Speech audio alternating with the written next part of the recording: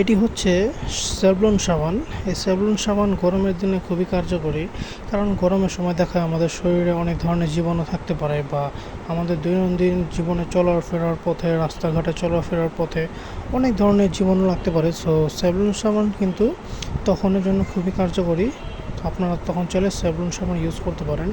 আমি personally Savlon সাবান এর আগে কখনো ইউজ করি নাই, এই প্রথমবারের মতোই ধরেন ইউজ করছি, তাই এটা একটু ভিডিও করলাম। এটার পিছনে অনেকগুলো ইনফো দেওয়া আছে। এই ইনফোগুলো হচ্ছে ব্যবহার বিধি বা প্রস্তুতকারকের যে তথ্য সেগুলো, বা এই কোম্পানির কিছু ইনফো, কন্ট্যাক্ট ইনফো, এই সমস্ত জিনিসগুলো দেওয়া আছে। আসলে স্যাভলন সাবান আপনি কখন ইউজ করতে পারেন?